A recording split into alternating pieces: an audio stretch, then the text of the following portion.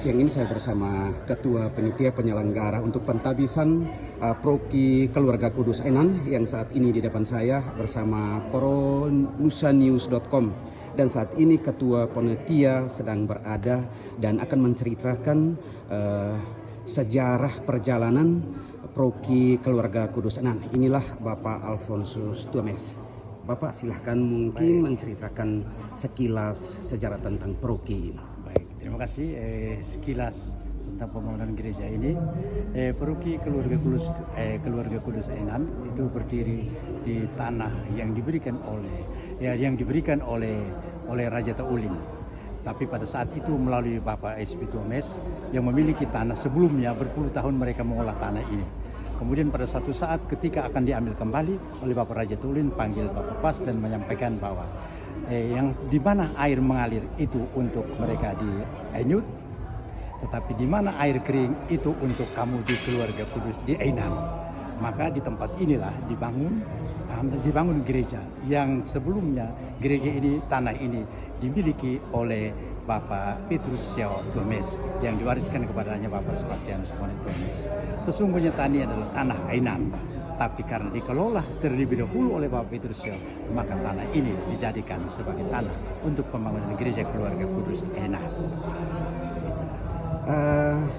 Bagaimana dengan perjalanan pembangunan dari awal hingga saat ini bisa menjadi gereja yang luar biasa, walaupun mungkin masih ada kekurangan, mungkin ada kendala dan juga ada partisipasi donatur-donatur yang ada. Baik, terima kasih. Gereja ini dibangun atas partisipasi dari umat Keluarga Kudus Enan yang terdiri dari 4 desa, Susulaku A, Susulaku B, Nansian dan Nansian Timur.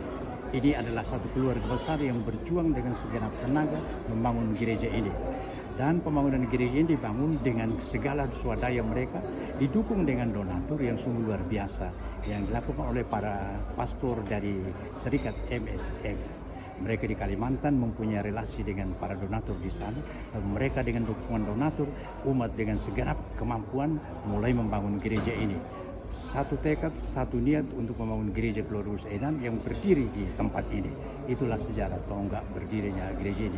Oleh karena itu, panitia pembangunan sangat bersyukur karena dari rintisan pertama oleh Pastor Kasmir Agung, kemudian dilanjutkan Pater Popong, lalu kemudian sampai Pater Felix Sumarjono, maka gereja ini berjuang dan dibangunkan dan dilanjutkan dengan Pastor Ping Poto yang saat ini sudah selesai dan diresmikan menjadi Paroki Keluarga Kudus Enan. Mungkin ada beberapa donatur yang Bapak Ketua Panitia bisa sampaikan untuk nama mereka. Ya, kalau yang dari Kalimantan saya tidak ingat persis karena itu adalah relasi dari pastor.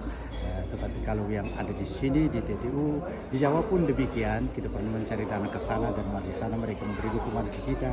Lalu kemudian dari Jakarta, dari kita sendiri, dari TTU sendiri, teristimewa dari salah satu donatur dari TTU, dari tempat kita sendiri adalah Mutiara bangunan yang memang membantu kita untuk memperlancar segala pembangunan di tempat kita ini. Berapa lama perjalanan atau proses pembangunan gereja Keluarga Kudus Enan? Dimulai dari awal sampai dengan hari ini itu 17 tahun berproses. 17 tahun berproses dan pembangunan fisiknya kita mulai pada tahun 2021 sampai dengan hari ini kita habiskan.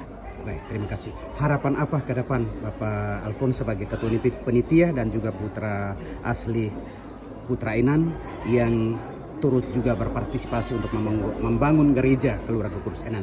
Harapan ke depannya seperti apa? Harapan kita ke depan adalah seluruh umat terlibat untuk berpartisipasi terutama dalam pembinaan iman rohani, untuk membangun diri, membangun iman dan berdoa di gereja yang sudah disiapkan untuk kita berdoa.